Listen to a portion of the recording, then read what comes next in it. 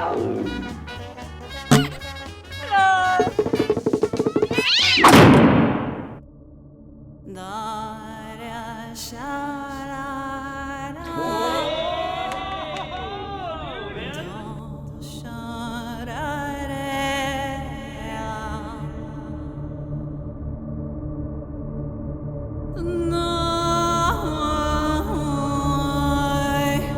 you gone insane, brother?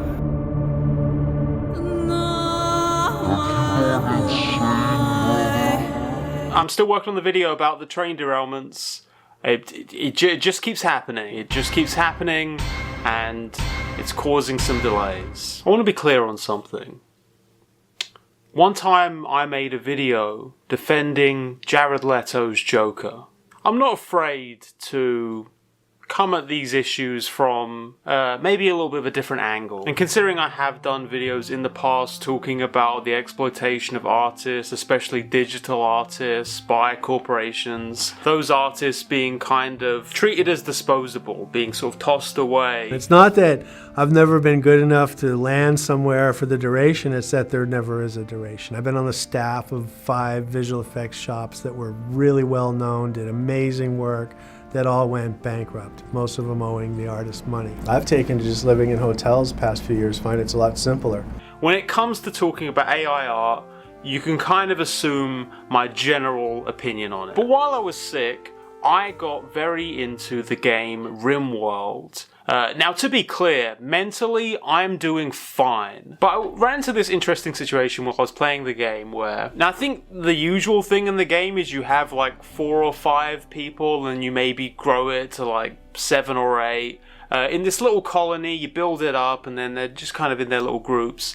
So I had downloaded a bunch of mods and I ended up with about 50 people in my colony. And the issue is that when you've got that many people, it's very hard to sort of keep track of who's who. And that was very important for me. Again, mentally, I'm doing fine. So there's a mod I found that I thought would kind of fix the issue for me. It was a bottom left portrait thing that essentially allows you to put this little thumbnail image in the corner. So when you click on the little characters, it pops up with maybe a little image of them. And I decided that I would do something I hadn't really done before, which was use an AI art generator to generate these little portraits. I thought it'd be fun to sort of take the thumbnail porn cartoony thing and turn it into some little portrait. And it didn't really matter if it came off looking kind of weird or stupid, which most AI art does, because, you know, it's just for my own personal use, mostly just to distinguish these characters. And it got me thinking more about the use cases of AI art.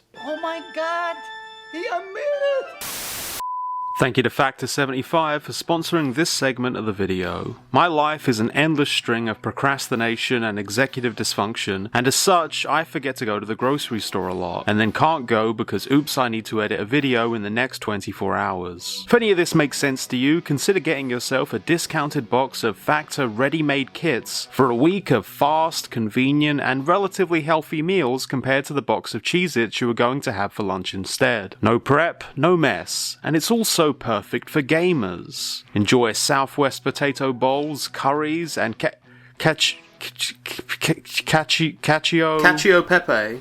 Cacio e pepe. And all you need to do is use the promo code POGJACKMAR50 for 50% off of your first box. No, I don't decide what the promo code says. Once again, use my link or go to go.factor75.com and use code POGJACKMAR50 for 50% off of your first box.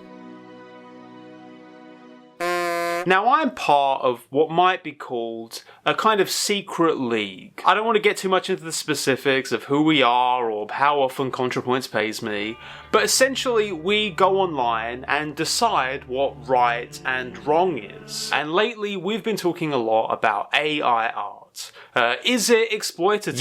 Yes, it is exploitative, yes. AI art in its current context is hyper exploitative. One of the most common misunderstandings of how AI art works is that it's actually this computer that's like producing this art out of nothing. The entire technology, for the most part, rests on using reference images of previously put together work and kind of amalgamating that into what the AI art generates. What this means is that the AI art technology actually relies on the work of the people it's seeking to replace. Artworks of photographs of people, all of which was collected from the internet without the consent of the intellectual property owner. My personal artwork that I share on my Instagram page has been used to train AI models, and chances are, if you've shared your work online, or even images of yourself, your house, your environment, you might have been included in these datasets. Say there's an artist whose style you like, you can now take every publicly available work they have, run it through this AI art generator,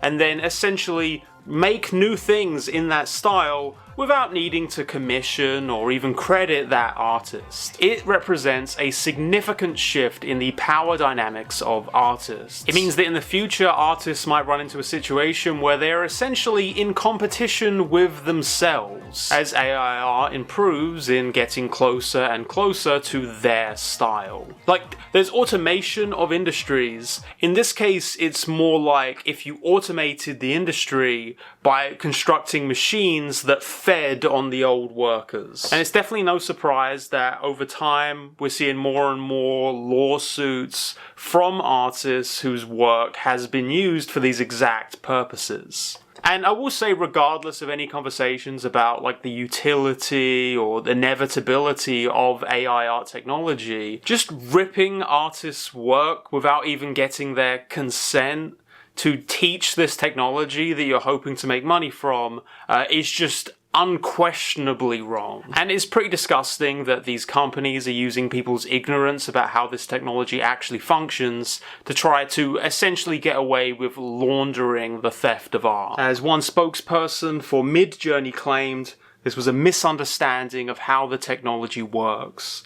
As a spokesperson for the Jack Saint YouTube channel, fuck off. I think this is basically the take of people that generally have like my political affiliations, and I completely agree with them. So, back when I was at college, primarily I was a YouTube animator. Our ship, it's sinking.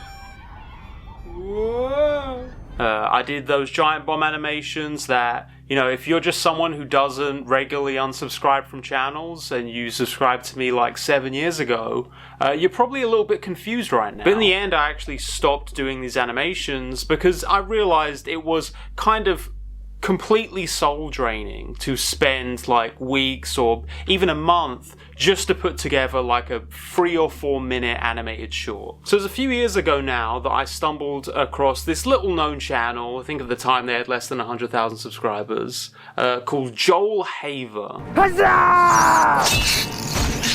And then I found some other channels, Matt McCleskey, Tom Bates, channels that were using this really interesting animation technique that I wasn't familiar with. So using the program EB Synth, they were able to essentially strip down the animation work to the point where theoretically you could make like a 5 or 6 minute short in the space of like a week and have it be essentially fully animated. And I especially loved it because it replicated this sort of rotoscope look that I remember seeing in movies like A Scanner Darkly and Waking Life, that I loved. And then I found out about the actual process of rotoscoping and I was like, oh, okay, yep, never doing that. But now you can download these programs, you can follow this fairly straightforward guide, and then you can make something that looks pretty good. Now here's an interesting thought.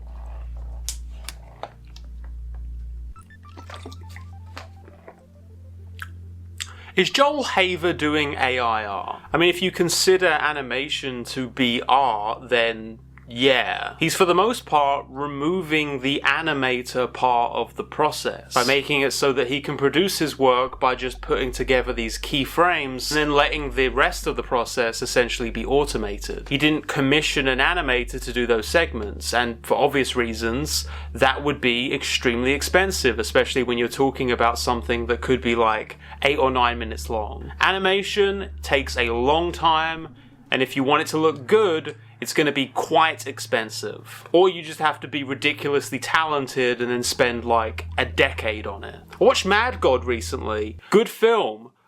I cannot imagine spending like on something and then ending up with like a good film. Now obviously it's different to what people are usually referring to when they talk about their problems with AI art, but unmistakably Joel is using AI to automate a part of the process of creating his art. Tom actually goes a step further with this, using TuneApp to kind of fine-tune the exact style he wants for his channel. He's actually automating a large part of the art process as well, even though he kind of fixes certain things. They really can't do hands very well. Hands are a big issue, I think. And I noticed Tom even made a note of this when he was tutorializing his process in his own video. That's why I think all this AI generated art is rubbing people the wrong way. It's because there's no intention behind it. It's taking work from real artists and then pet cemeterying them and meshing it all together into an image that kind of looks right, but the closer you get to it, the more it looks wrong. Even if sometimes it does look good, I can't ask them why they made a brush stroke there, or why they used this technique to achieve this effect, why they chose those specific colors.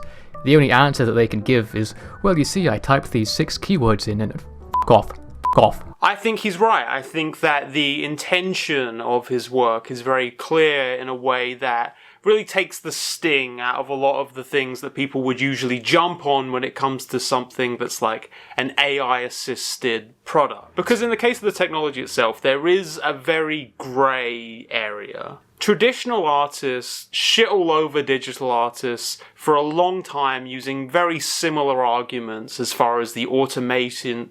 If digital artists want something to look a certain way, they can use filters, they can use brush sets they want to download, they can use special programs to make things look exactly the way they want them to look. Even when I'm making my video thumbnails, I'll always use like brightness contrast filters, color rebalancing. In any case, kind of letting the technology take the lead and do some amount of the work for me. And, you know, potentially that would be taking a commission away from a colorist. Movie posters used to all be like illustrations done by artists. And with the development of digital technology, that's just not so much a thing anymore. But at the same time, how is that any different from traditional artists selecting certain brushes or selecting certain paints to recreate certain looks? So I'm a watercolor artist. I paint gay furries like this. I also have my watercolors, so here's like an example. The blues,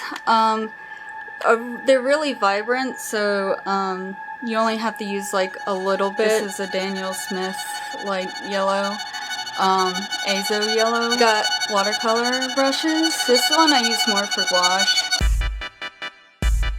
Isn't this kind of the same argument we've heard about using auto-tune or Vocaloid, using technology to kind of aid the artist in some way? There's always been in large part this relationship between artists and the technology that they rely on to produce their art. And a lot of that technology is automated to a certain extent. So what we land on is the fact that not many people deny that AI art to some extent lines up with the general development of art as a process. But we still have the question of why? Why do we need robots to be trained to replicate a person's art style when you could just pay the person to do the art? It's where the objections come from. I agree with those objections. If you really want a certain piece of art to look a certain way, you should probably get in touch with people who make art that way.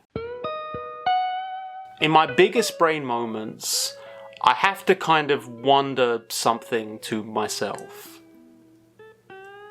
Is being an artist itself kind of elitist? Let's picture a society outside of capitalism. Let's say we're living in the communist utopia and AI art has reached the point where, for the most part, it can replicate the exact style you want it to. I feel kind of good about that. I kind of like the idea of democratizing art such that anyone with any level of experience could theoretically conjure up something that looks a certain way. And specifically that they could do this quickly and with an extremely low budget. It once was that to produce a realistic piece of art required decades of intense study that was usually exclusive to the upper class. And the idea that someone who's poor or disabled could replicate that same style relatively easily with AI art generation,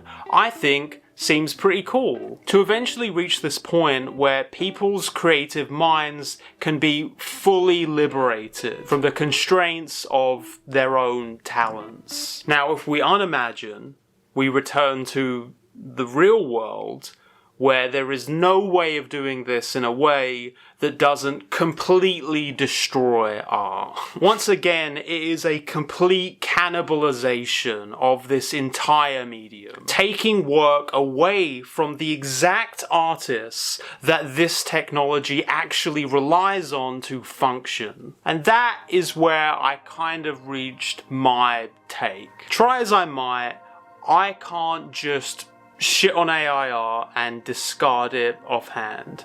I can't just sit there and go, oh, it looks bad. No one wants stupid art that looks bad and just write it off as if this technology obviously isn't going to improve over the next 5 or 6 years. I've talked before on the channel about Big Iron, the sort of animated pilot concept thing I've been working on right before I started making video essays on the channel, and how that coming out with such a thud was just devastating to me at the time. And in retrospect, if that hadn't happened, I probably wouldn't have done the things with my channel that I ended up doing. It's really something I always think about when I think about projects like Brown Table's Interstellar Ranger Commence that are able to go the distance. To see these no budget YouTube projects really come to fruition is just inspiring to me. While at the same time, something I never feel like I would be able to achieve. And look, was my whole thought process really just inspired by seeing people taking little screen caps of bad smear frames in AI animation and being yeah, it's really fucking annoying when people try to shit on animation because there's smear frames when smear frames are a part of the whole it looks stupid because it's in motion and you want smear frames, you want it to look stupid from certain because animation that always is on model no matter what, and it looks bad. That's shitty art, and that's a really shitty way to judge art. I think Ego Raptor did a very good Twitter thread on the subject. Cope as we might, it is eventually going to reach a point where the art is essentially indecipherable, except maybe the hands. They might never get the hands. I think the technology could be potentially of massive benefit to large swathes of people that would have never ever had access to the tools necessary to produce these long animated things or intricate art pieces. It just wouldn't have been possible for most people who have jobs and don't necessarily have the free time necessary to sort of hone their craft, if they're even physically capable of doing the work that they want to do. I love the idea. Once again, they're taking that idea of new technology, embracing it, not seeing it as a threat, and rolling with it to see what they can do. These guys are artists. These guys created something that was really cool. And it's that thinking and that embracing of those ideas that gets me excited as well. The problem is capitalism. See, the most important thing for me is that the people making my art can survive. And a piece of technology that allows you to essentially step over them to get to the art that they make seems pretty unavoidably terrible. You would essentially need to have a world where people are assured a good quality of life, regardless of how many commissions they might be getting. Now, I'm very interested in the thoughts of commenters, because for me, I think I've pinpointed this as the issue I have with AI art. For me, I have to say, it's not the AI art, it's just the fact that AI art can't exist under capitalism. It's very important to support the artists that we enjoy, and this is a gentle reminder that YouTube vlog rant videos are also art, and you should go to patreon.com/JackSaint if you like these videos, because they are art, and I do deserve support as an artist, as someone who is an artist. You don't really need the fancy ass brushes. You can just use the Simply Simmons ones to start out with, and then just like buy a nice one here and there. Cool lead. So this helps me draw lightly, but having the thick lines that I like. This is a kneaded eraser that I put in like a little paperclip container thing. But it's like a little gummy stretchy thing, and you can pick up lead without like erasing all of the line. So it's like really good for watercolor where you don't want the graphite to spread, but you want to be able to have like a faint line so you can see what you're doing. Also, use the promo code in the description so the number can go up and I can get more sponsors.